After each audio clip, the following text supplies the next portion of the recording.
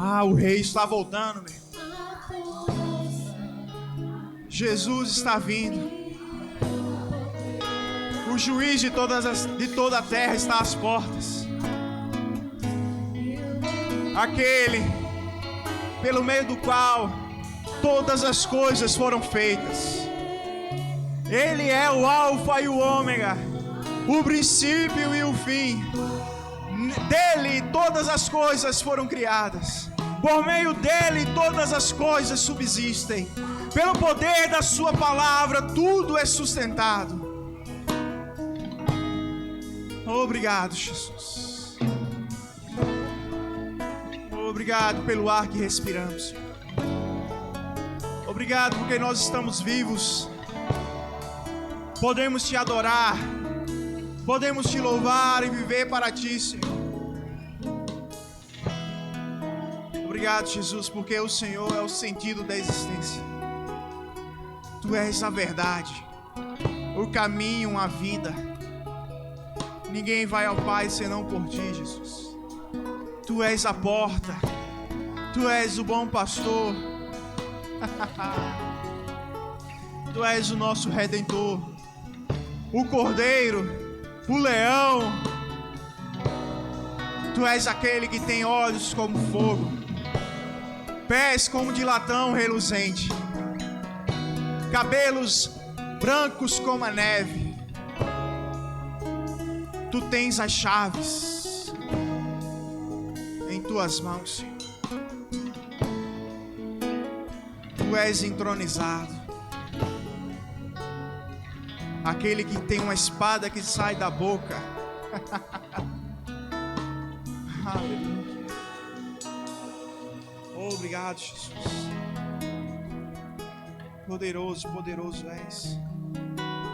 Grandioso, grandioso és.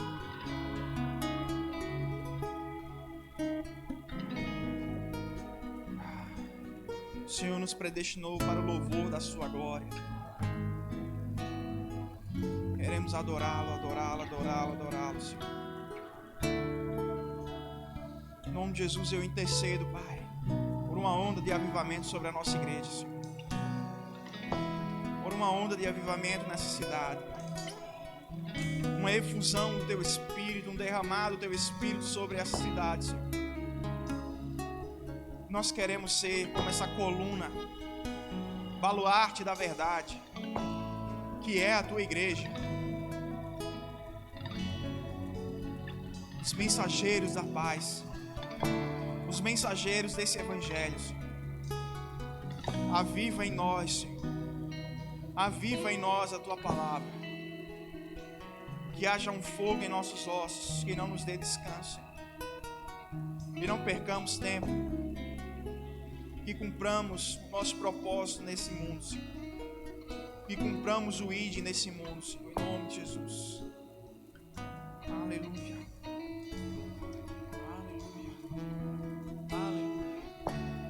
Vamos fazer diferente hoje. O Zé vai pegar na mão de alguém. Aquela fase que não podia pegar na mão já passou. Você pode pegar na mão e você vai interceder pela vida dessa pessoa aí agora. Pode ser 2, 3, 4, 5, 10, 20 mil.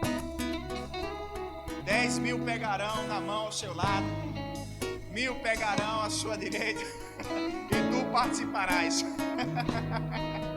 Interceda pela vida dessa pessoa agora, em nome de Jesus. Aleluia, em nome de Jesus. Eu intercedo pela vida dos meus irmãos. O primeiro amor ardendo nos nossos corações. Primeiro amor pulsando dentro de nós, como naquele dia em que nós tivemos a primeira e verdadeira revelação de quem tu eras, de quem tu és. Era uma alegria tão grande, um amor, uma paixão. A gente só pensava em vir para a igreja. Queria até matar a aula, queria até faltar no trabalho para estar na igreja. Não que essas coisas não fossem importantes, mas é porque porque existia um desejo de estar na tua presença, Senhor.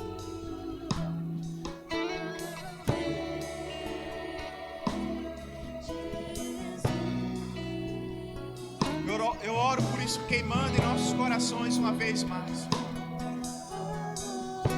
Aquele desejo pela vigília, aquela fome pelo jejum, aquele amor, aquela paixão pela oração, pela leitura da palavra. Ah, Senhor, nós percebemos uma vez mais o Senhor falando conosco pelas linhas da Bíblia, como se o Senhor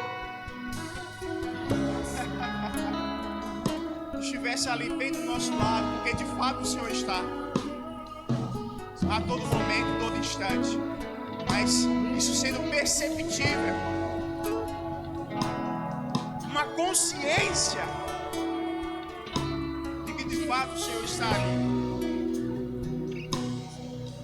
Oh Senhor, obrigado. O Senhor é nosso pastor, sumo pastor, sumo sacerdote, nosso dono, nosso Criador, e nós vivemos para Ti, Senhor.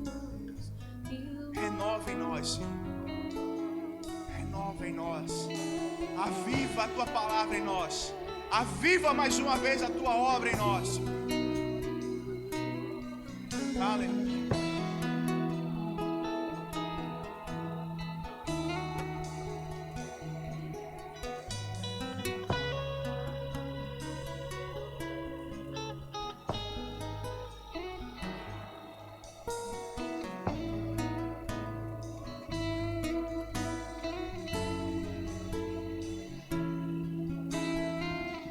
Se você sentir direção de ir falar com alguém, você pode sair do seu lugar aí, tá?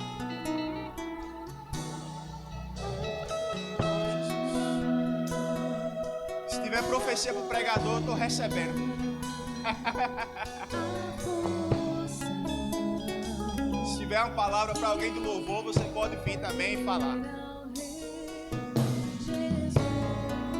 Ou se simplesmente você desejar orar por alguém e impor as mãos sobre essa pessoa. Aleluia. Tira o coração de pedra, Senhor, e coloca um coração de carne.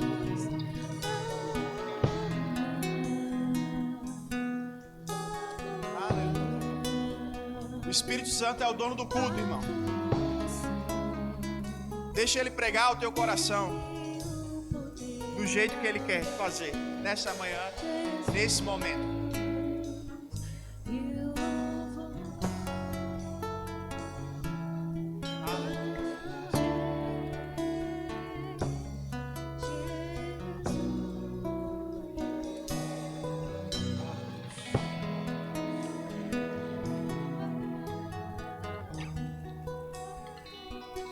Você está precisando de cura, coloque as mãos nesse momento no lugar onde estiver doendo, onde estiver enfermidade, onde estiver caroço, se você puder.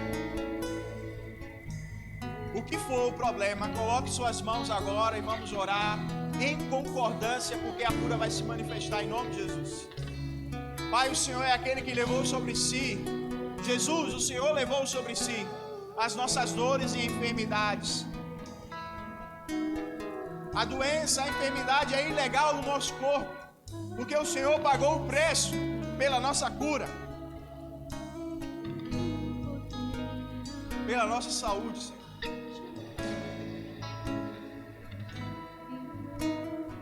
Em nome de Jesus, que o refrigério santo, divino, venha sobre o nosso corpo agora, Senhor.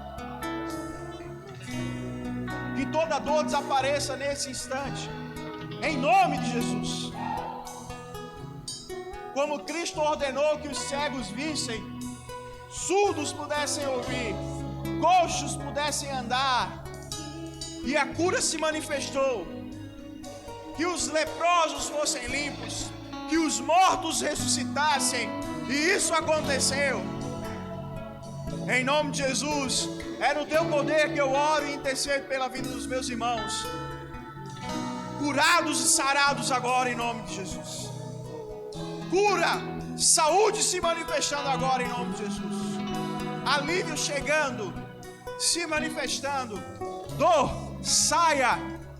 Enfermidade, vai embora em nome de Jesus. A tua fé e a tua expectativa em Deus te cura e te sara agora. Te salva nesse momento. Em nome de Jesus. Aleluia, aleluia.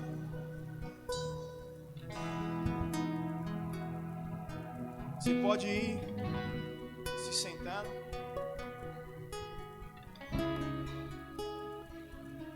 E abrindo comigo em Lucas 15, obrigado, louvor. Lucas capítulo 15, como hoje é esse momento, aliás, né? Porque hoje a gente tem 2 cultos. Mas nesse momento, nesse culto na manhã, nós estamos em uma escola dominical. Nós vamos estudar um pouco a respeito de 3 parábolas que estão no Evangelho de Lucas, capítulo 15. São as parábolas da ovelha perdida, da dracma perdida e do filho perdido, ou dos filhos perdidos. Nós vamos ler do versículo 1, tudo bem? Hoje vai ser uma pregação expositiva. Para quem não sabe o que é uma pregação expositiva, é quando você pega um texto bíblico e você vai discorrendo ele versículo a versículo, um atrás do outro. Tudo bem? Então a gente vai fazer mais ou menos isso agora de manhã. Aleluia. Versículo 1 de Lucas, capítulo 15. Diz o seguinte, todos lá? Se alguém tiver dificuldade do seu lado, ajude a encontrar, tudo bem? Versículo 1 diz assim: aproximavam-se de Jesus todos os publicanos e pecadores para o ouvir. Os fariseus e os escribas murmuravam, dizendo: este recebe pecadores e come com eles. Segura um pouco, daqui a pouco a gente lê o resto. Não fecho, tá? A gente vai continuar lendo esse capítulo. Tem um pregador muito interessante, né? Assim como eu me converti. Benção, rapaz. Mas ele sempre tinha uma mania que ele dizia assim: não fecha a sua Bíblia. E ele fazia mesmo assim: não fecha a sua Bíblia. A gente ainda vai usar, nunca usava. Só ficava lá, a Bíblia aberta no colo e não usava mais. Só aquele versículo mesmo e pronto. Mas eu não faço isso não. A gente vai continuar lendo. Benção demais aquele irmão.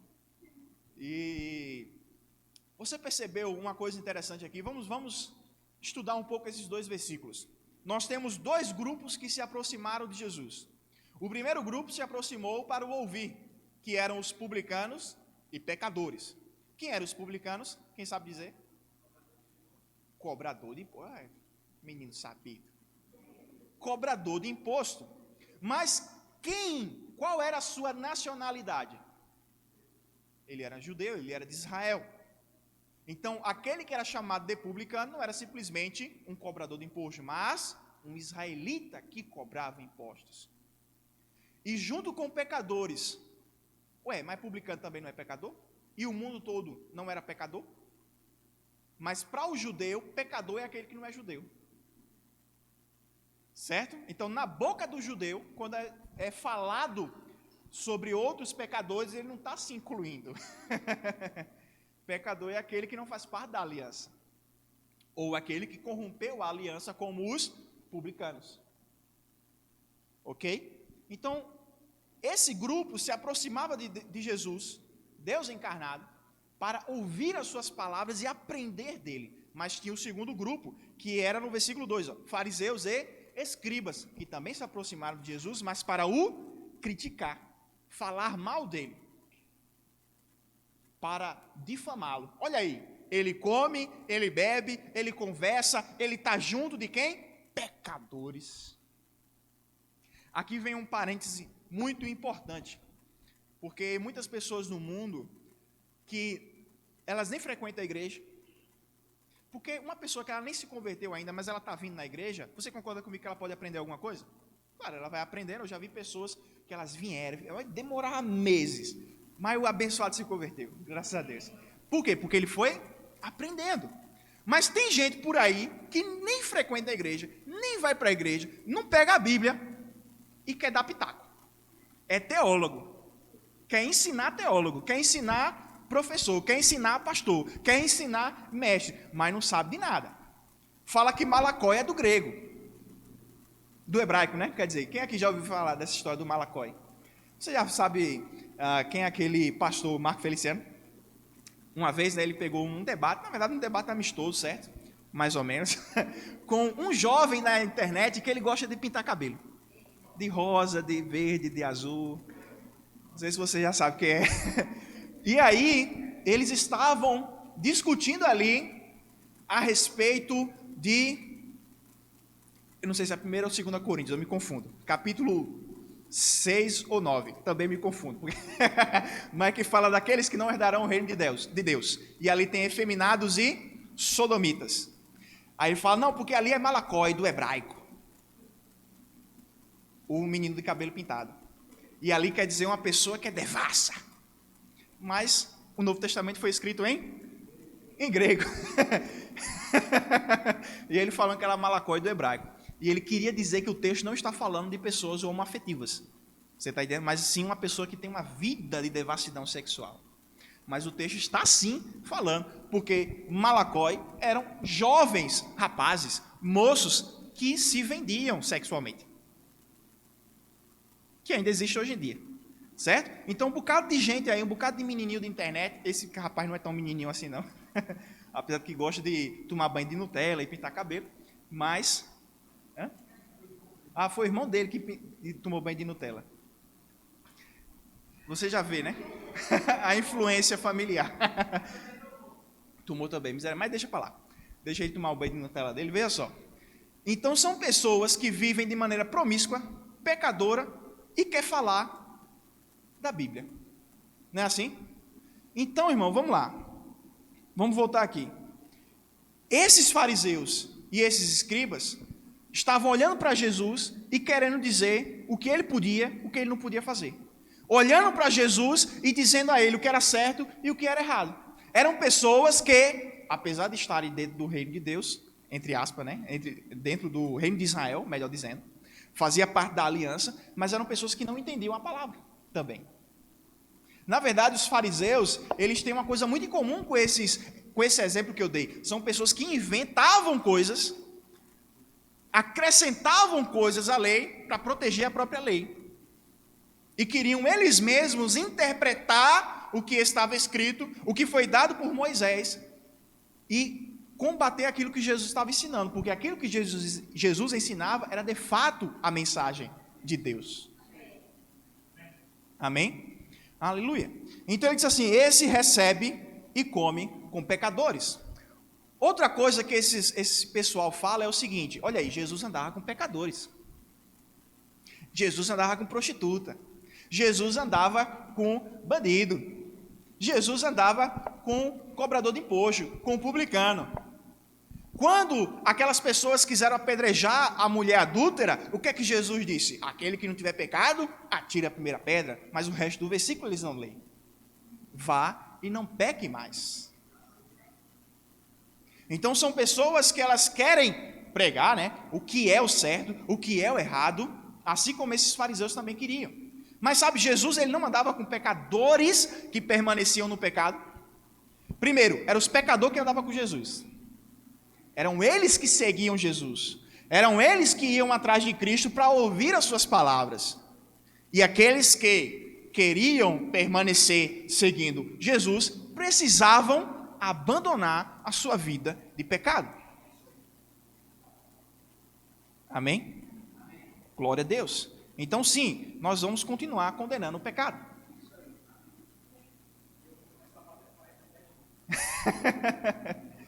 Mas chamando eles para o arrependimento, porque Cristo morreu por eles. Assim como Cristo morreu por mim, morreu por você. Assim como nós tínhamos cada um o seu próprio pecado, cada um suas próprias práticas, essas pessoas ainda também têm, Jesus morreu por elas e Ele quer salvá-las. E vai resgatá-las em nome de Jesus. Então tudo bem, vamos continuar aqui. Fariseus e escribas, segundo grupo, grupo de críticos. Primeiro grupo de publicanos e pecadores, que queriam ouvir Jesus. Versículo 3. Então Jesus lhes contou esta parábola. Do versículo 4 ao 7, ele vai falar a respeito da parábola da ovelha perdida. Ok, aonde a ovelha se perdeu? Lá fora. Se perdeu em algum lugar no campo, no meio das árvores, no meio do mato, no meio das pedras. Se perdeu em algum lugar distante do aprisco, fora do aprisco.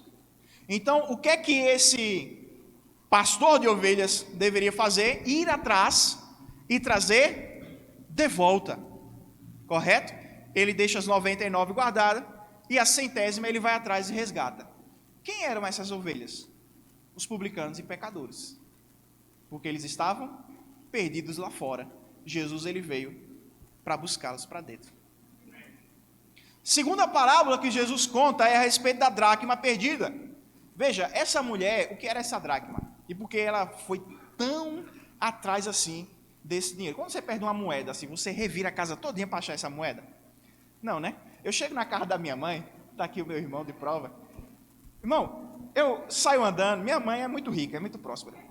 Porque tem dinheiro espalhado no chão assim. Eu chego na pia, vou lavar o rosto, alguma coisa, tem uma moeda de 50 centavos, de R$1. Eu chego no quarto dela, tem R$50 no chão. Rapaz, eu chego no sofá, tem mais R$2. Rapaz, é assim, o dinheiro é assim. Enfeita a casa. É a decoração. Glória a Deus. Tá faltando dinheiro, mãe? Procura aí, meu filho, deve ter semeado. E veja, essa mulher da dracma perdida, que é do versículo, cadê? Que é do versículo 8 ao 10. Essa dracma, para ela, era tão importante porque fazia parte do seu dote. Você já viu uma foto de mulheres bem vestidas, bem arrumadas, fotos mais modernas, certo? Que tem um lenço, um pano na cabeça, tem várias moedinhas assim? Pronto, essa prática, isso já existe desde os tempos bíblicos e até mais antigo. Era o dote da mulher, aquele dinheiro é dela, é como se fosse um presente, uma herança, alguma coisa assim. Irmão, essa mulher ela não pode perder esse dinheiro. Primeiro porque tem esse valor cultural, há uma importância nesse dote, há um valor nesse dote, mas também se acontecer qualquer coisa, é esse dinheiro que vai socorrer ela. Você está entendendo? Então ela não podia perder esse dinheiro. E ela revira, porque é de grande valor. Mas onde foi perdida essa dracma? Dentro de casa. Quem é a dracma? São os fariseus e os escribas, porque eles estavam dentro da casa de Israel. Eles estavam na aliança, mas estavam perdidos ali. Veja que Jesus ele contou duas histórias, falando do primeiro grupo, daqueles que estavam mais distantes, daqueles que romperam relações. Aliás, o publicano, que era o cobrador de impostos aqui de Israel, ele cobrava imposto para quem? Para Roma. E ele era considerado um inimigo de Israel. Ele era rechaçado, ele era expulso de casa. A não ser, claro, que o próprio pai também fosse publicano, né? Fosse um negócio de família. Mas caso não, ele era rejeitado. Tá certo? Então ele era jogado para fora também. Ele estava lá fora, perdido lá fora. Veja que Jesus ele estava pregando para os dois grupos. Para aqueles que foram ouvi-lo e para aqueles que foram criticá-lo. Mas nos dois exemplos, Jesus demonstrou o valor de cada um deles. Vocês, fariseus e escribas, que me criticam tanto, que abrem um pá de boca do tamanho de um jacaré, para ficar falando contra, para ficar falando mal, para ser oposição, para espalhar. Quem não quer juntar comigo, né? Aquele que não junta, espalha. Mas vocês são preciosos para Deus. Vocês são um bando de raça de víbora, sepulcro caiado. Quando abre a boca tem cheiro de morte. Mas mesmo assim, vocês são como essa moeda preciosa. E eu sou como essa mulher que varre até achar. Vocês que são pecadores, considerados sujos, imundos, muitas vezes têm um coração até mais sincero do que esses fariseus, que também são pecadores, mas não se acham. Vocês também são valiosos. Aqueles que estão bem, seguros, eu vou deixar eles só por um momento. Isso aqui é uma metáfora, né? Porque Jesus não deixa ninguém. Mas nesse exemplo aqui que ele deu, eu vou deixar eles aqui por um momento, num aprisco, trancado, fechadinho, tem proteção, o lobo não pode pegar. O mercenário não pode pegar. Está guardado aqui, está preservado aqui, e eu vou atrás de vocês. Porque vocês são muito valiosos. Vocês são muito valiosos. Eu vim também por causa de vocês. Agora, do versículo 11 em diante, Jesus ele vai contar uma parábola ainda maior, que é a parábola do filho perdido, ou dos filhos perdidos. Eu quero só trazer a atenção para você no versículo 11, que diz assim: Jesus continuou. Volta lá no versículo 8, diz assim: ou como. Não é assim que começam esses dois versículos? Então você vê que Jesus está dando um ensinamento só que ele está dando exemplos diferentes para o mesmo ensinamento. Porque quando eu falo ou, eu estou dando duas opções. Às vezes podem ser opções opostas, ou podem ser opções comparativas. Ou assim, ou também pode ser como assim. É um exemplo diferente para a mesma coisa. O que é que Jesus está dizendo? Está todo mundo perdido. E precisam ser encontrados. Irmão, você não encontrou Jesus. Foi Jesus que encontrou você. Porque não era ele que estava perdido para ser achado? Aleluia. Jesus nos encontrou, irmão. Mas sabe o que é mais maravilhoso? É porque nós estávamos perdidos no sentido de que estávamos longe da fonte da vida, mas ele nunca nos perdeu de vista. Ele sabia onde a moeda estava, dentro da casa. Ele sabia onde a ovelha estava, lá no campo, em algum lugar. Eu vou diretamente até ela buscar. Jesus sabia onde eu e você estávamos, irmão. No lugar certo, no momento certo. Ele veio até nós. Sabe, eu não acredito que há um dia predestinado de uma maneira decretada, infalível e irresistível para cada um de nós se converter. Porque Paulo ele fala, hoje é o dia sobremodo oportuno para a salvação. O dia que se chama hoje. Então, a pessoa que se converterá amanhã, ela poderia ter se convertido hoje. Ou ontem. Eu me converti aos 15 anos de idade, eu poderia ter me convertido aos 14, aos 13. Meu pai e minha mãe poderiam ter se convertido mais cedo. Meu pai ainda não é evangélico, mas será. Mas poderia ter sido mais cedo. E aí eu, Mateus e Priscila são meus irmãos. Eu sou o irmão sanduíche, que eu sou o do meio. Mateus é o mais novo, Priscila a mais velha. A gente poderia ter crescido num lar evangélico. Você entende isso? Agora, veja, eu não acredito nisso, que Deus decretou o dia da sua salvação de uma maneira particular, mas Ele sabe quando vai ser, Ele sabe como será. Amém? Aleluia.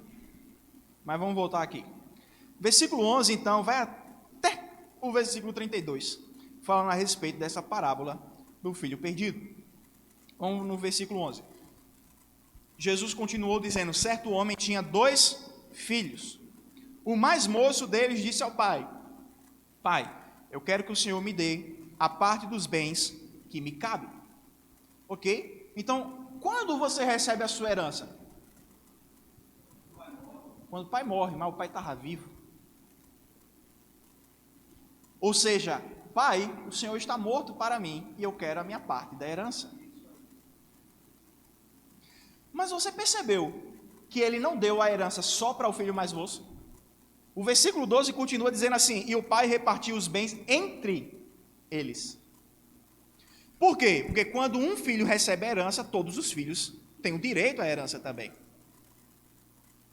Ok? Ninguém vai receber a herança antes dos outros. A herança que vem de Deus.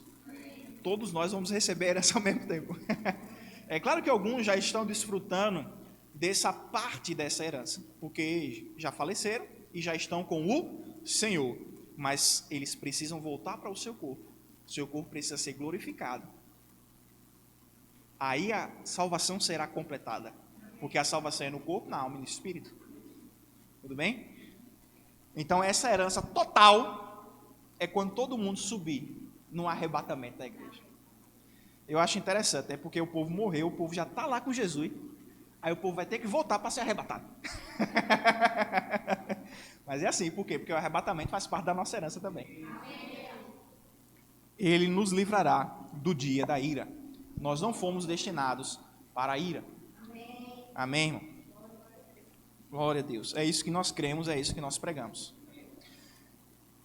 Ok, continuando aqui a história, você vai ver que esse jovem, esse mais moço, o filho mais moço, ele recebe seu dinheiro e vai embora. E o que acontece? Ele gasta tudo. Ele fica deslumbrado. Ele fica maravilhado com aquilo que ele pode fazer com este dinheiro, com esta herança, com este poder.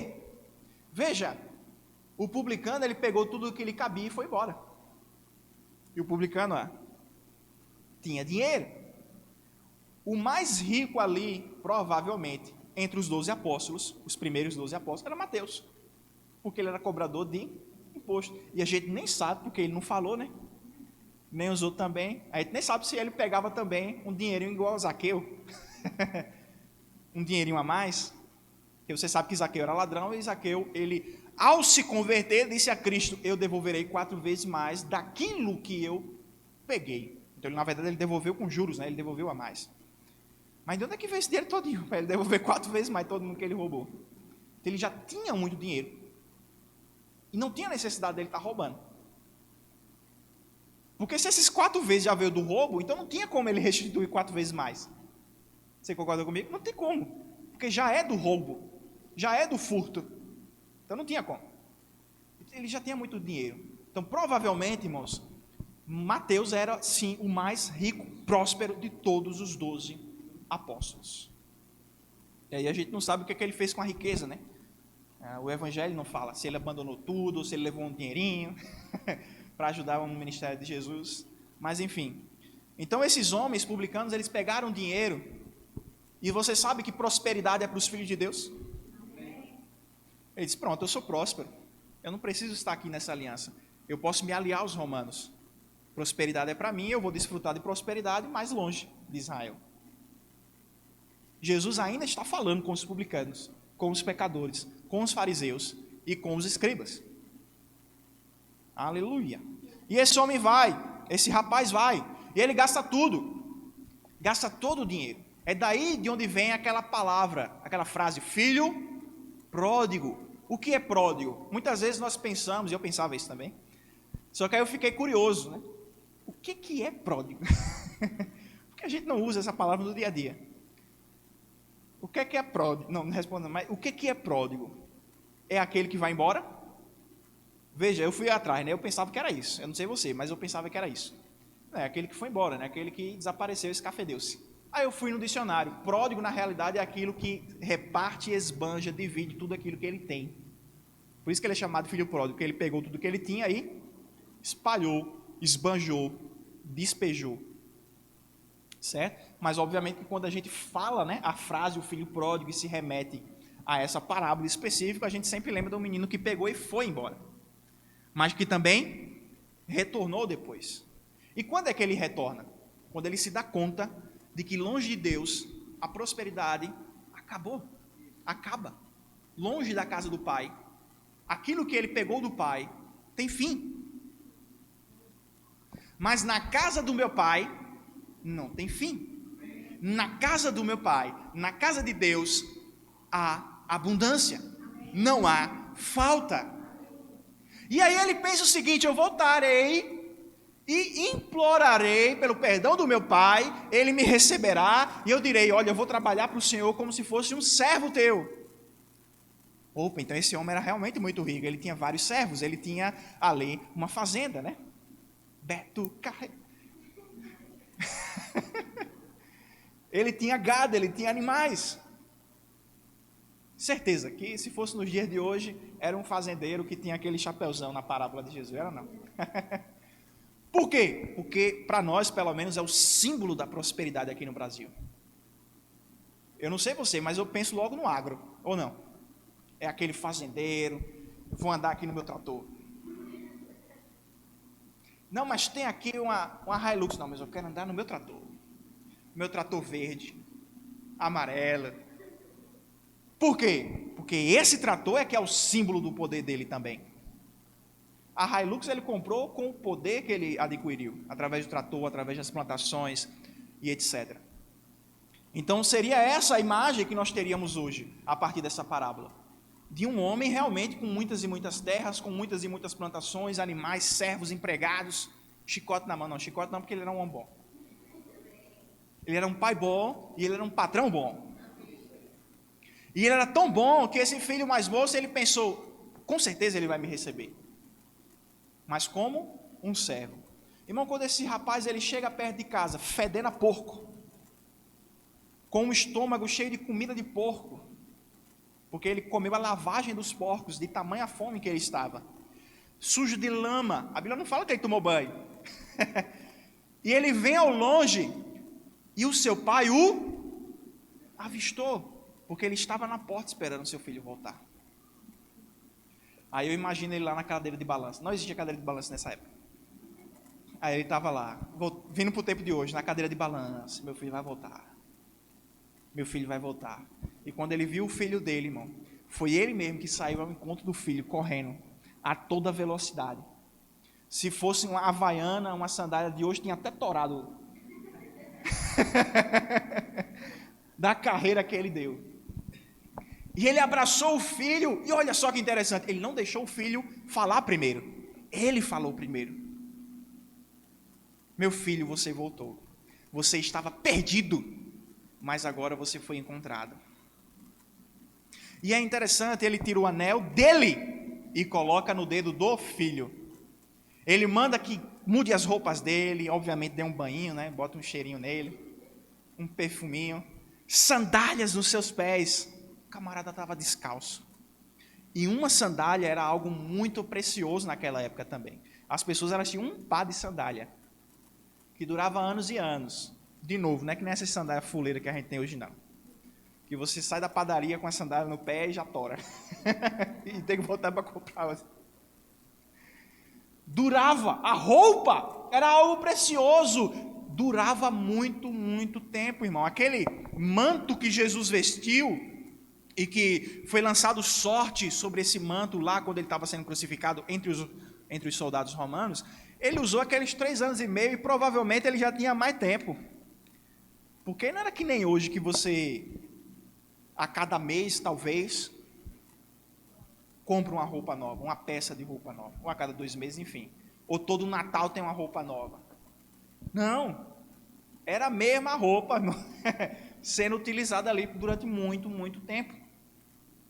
Não existia esse negócio de grife naquela época, você entende? Não existia roupa por demanda naquela época também, não. Então você tinha que preservar a sua roupa e era um negócio caro, sandália era um negócio caro. E esse homem, ele precisava de roupas novas, e ele precisava de sandálias novas, porque ele perdeu as dele, coisas preciosas. Ele perdeu aquilo que recebeu do pai, no dia em que ele saiu, e ele perdeu aquilo que ele recebeu do pai antes dele ter saído também. Coisas preciosas. Aquele que se afasta de Deus, irmão, vai perder aquilo que tem naquele momento, e vai perder tudo aquilo também que Deus deu a ele antes, provavelmente. Mas glória a Deus, porque enquanto a vida, a esperança, né?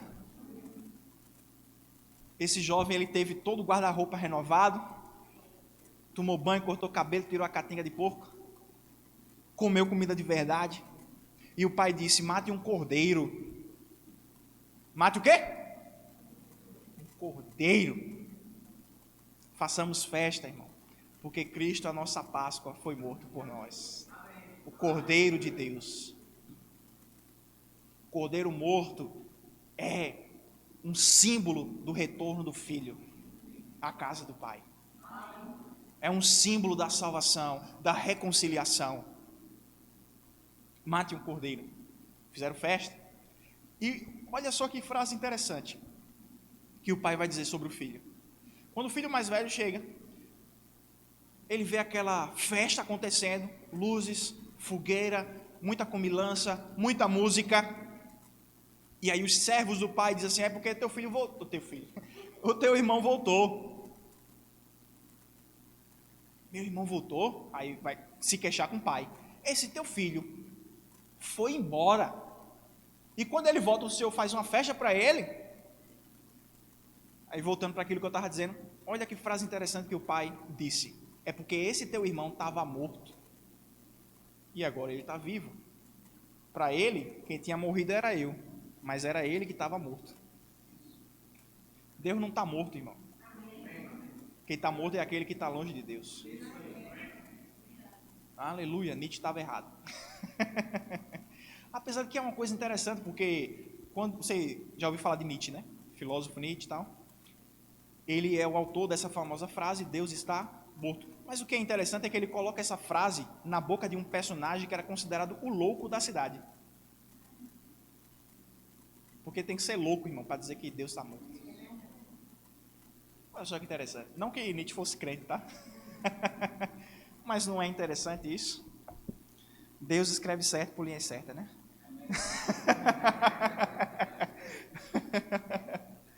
Aleluia. Ele achou que eu estava morto, mas eu é que sou a fonte da vida. Deus é a fonte da vida. A casa do Pai é a fonte da vida. Longe daqui é que existe morte, irmão. Longe da casa do Pai, longe de Deus é que existe morte. Ele estava morto. Teu irmão estava morto, mas agora está vivo. E nas 3 parábolas, qual é a conclusão? Há uma grande festa quando um pecador se arrepende. Tem que fazer festa mesmo. Tem que matar o cordeiro mesmo. Tem que ter música mesmo. Toda vez, irmão, fica até a dica aí, né? Quando alguém se converter, irmão, faça festa aqui nessa igreja. Faça, só não solte fogo de artifício porque o teto é baixo. E aí não é tão alto, pode bater no teto, né? Mas faça festa, irmão. Faça festa, se alegre, converse com essa pessoa, aperte a mão dele, dê um abraço se for possível. Porque, irmão, é uma grande coisa. Há uma maior alegria por aquele que se arrepende do que pelas 99 ovelhas justas. A alegria é maior, irmão, quando a gente se converteu, e quando uma pessoa se converter hoje ou amanhã, ou enfim, do que por nós hoje, no céu, neste momento. Mas de novo, né, eu acabei de dizer, quando a gente se converteu também houve uma grande festa, então todo mundo recebe uma grande festa. A gente já teve a da gente, tem outras pessoas que precisam também. Ok, aí o pai olha para o filho, né, o filho diz assim, o filho mais velho, ei, eu estou aqui lhe servindo há anos, sem ir embora. O senhor nunca me deu um cordeiro, um cabrito, para comemorar com os meus amigos. Ele queria comemorar com os amigos, não era nem com o pai. Era com os amigos. Parece o Natal, né? A gente comemora com os amigos, a gente comemora com a família, mas Jesus fica de fora. Glória a Deus, o Natal passou, mas vai chegar junto, né? Vai chegar o próximo. Jesus, ele tem que participar também das nossas celebrações. Deus precisa participar das nossas celebrações. Páscoa, irmão, não é chocolate. A Páscoa está vindo aí, daqui a alguns meses chega. Não é chocolate. A gente pode até comer chocolate, você pode até pegar um cabrito, carne de carneiro, passar aquele negócio de menta, né? Aquele negócio verde que passa na geleia de menta, né? Geleia de menta, enfim, fazer um churrasco ali legal. Agora coma tudo, não deixe nada para o dia seguinte, senão tem que jogar no fogo. Não, brincadeira. Foi o que Deus disse lá e Êxodo 12, né? Faça uma festa mesmo, irmão. Mas traga Jesus. Se for pão, se for peixe, você pode comer carne na Páscoa, irmão. Não é só peixe, não. Apesar de que peixe é carne, né? Não é não? Porque, eu não sei, o povo diz assim, não, eu não como carne, eu só como peixe. Tudo bem, é porque é fruto do mar, né? Peixe é fruto do mar. Nasce do coral, né? Irmão, aquele pai olhou para o filho mais velho e disse assim, tudo que eu tenho é teu. Só que antes dele dizer tudo que eu tenho é teu, ele disse, tu sempre está comigo. Porque aquele que sempre está com o pai tem direito a tudo que o pai tem. Amém. Aquele que permanece, irmão, diferente daquele que vai embora, aquele que vai embora pode até usufruir de algumas coisas que Deus o deu momentaneamente. Mas aquele que permanece vai usufruir para sempre. Não só por essa vida, mas pela eternidade. Nós temos uma herança com o Senhor, irmão. E olha só que interessante, ele já morreu. Então a herança ela já está disponível, mas no momento certo nós vamos usufruir dela 100%. Mas não quer dizer que nós não podemos usufruir dela, parte dela, já nessa vida. Porque o Senhor já nos abençoou com toda sorte de bênçãos nas regiões celestiais. Aleluia. Há algo para nós em 2023. Irmão, vou lhe dizer uma posição pessoal minha. Não é que eu estou dizendo que o povo está errado, não, pelo amor de Deus, tá? Mas, irmão, sabe o que eu acredito? Eu acredito que qualquer ano é ano de colheita. Que qualquer ano é ano de semear. Que qualquer ano é ano de você empreender. Que qualquer ano é ano de você prosperar. Qualquer ano é ano de você ter saúde. Você não está condicionado, irmão, só ao que alguém ou algumas pessoas disseram que será em 2023. Ah, mas aquela promessa, aquela profecia de 2022 passou. Aí está em 2023. E agora, Júnior? A luz apagou. O povo sumiu. E agora, Júnior? As promessas de 2022 não estão invalidadas. Você pode desfrutar hoje. Você pode desfrutar neste mês, neste ano. Cura, saúde plena, prosperidade. Aquele seu sonho, aquele projeto que você tem pode se tornar realidade agora mesmo, em 2023. É o ano da colheita também. Deus não está condicionado ao tempo. Ele criou o tempo. Este ao qual nós vivemos. O Cronos, o tempo cronológico. Aleluia. Agora sabe o que? Deus responde fé. Deus responde a fé. E Deus, Ele quer dar coisas boas, aquilo que Ele tem, àqueles que permanecem. E aí, só para fechar, algumas pessoas elas dizem assim: existiram 2 filhos pródigos. Não, não existiu 2 filhos pródigos. O que é pródigo? É você pegar o que você tem e... O filho mais velho que ficou, ele não esbanjava nada não, irmão. Ele tinha um outro problema, ele achava que não podia pegar. Teve que o pai dizer, depois de anos: tudo que eu tenho é teu. O problema dele era o contrário. Ele tinha tudo disponível, porque ele permaneceu, mas ele não sabia, ele não tinha essa consciência. Qual era a consciência dele? De servo, não de filho. Porque ele falou: tenho te servido todos esses anos. Nós somos servos de Deus? Paulo, ele se coloca: eu, Paulo, apóstolo de Cristo, servo de Deus. Em praticamente todas as suas epístolas, ele se identifica como um servo de Deus, ou de Jesus Cristo, a pessoa de Jesus Cristo, que também é Deus, tá? Mas ele tinha consciência que todos nós somos, acima disso, filhos de Deus. Jesus, ele falou: não vos chamo mais servos, não que a gente deixou de ser, mas vos chamo de amigos. Vocês são meus servos, mas a gente é mais do que isso. O nosso relacionamento é muito maior, muito mais profundo do que isso. Nós somos amigos. E olha que interessante, né? Que quando os apóstolos eles estavam pescando com Pedro nu dentro do barco, uma imagem terrível na minha cabeça. Eu queria que João nunca tivesse escrito esse detalhe. Aí estava lá Pedro, misericórdia.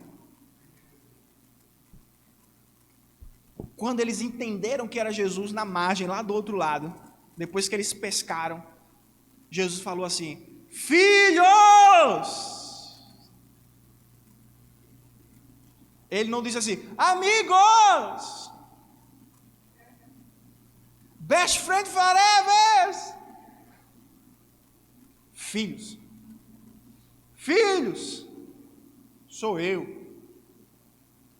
Jesus também nos trata como filhos. Ainda mais do que irmão. Você já viu aquele irmão mais velho que é como se fosse o pai dos seus irmãos mais novos? Jesus, aleluia. Tudo que Deus tem, irmãos, é pra gente. Nós somos co-herdeiros com Cristo. 2023, irmão, está na mão de Deus. E você também está na mão de Deus. Você pode viver tudo aquilo que Deus tem para você em 2023. E eu declaro em nome de Jesus que você vai conseguir conquistar os seus sonhos. Você vai viver os seus projetos nesse ano, em nome de Jesus. Tenha fé, permaneça. Aleluia. Seja como a ovelha justa que ficou. Seja como as outras 9 dracmas que não perdeu. Não foi perdida. Seja como o filho que ficou, porém, com a consciência correta. Aleluia. Em nome de Jesus. Eu espero que você tenha sido abençoado com o estudo dessa manhã. Viva a palavra de Deus mais do que conhecer, ler, o mais importante é praticar e viver isso aqui. Amém? Em nome de Jesus.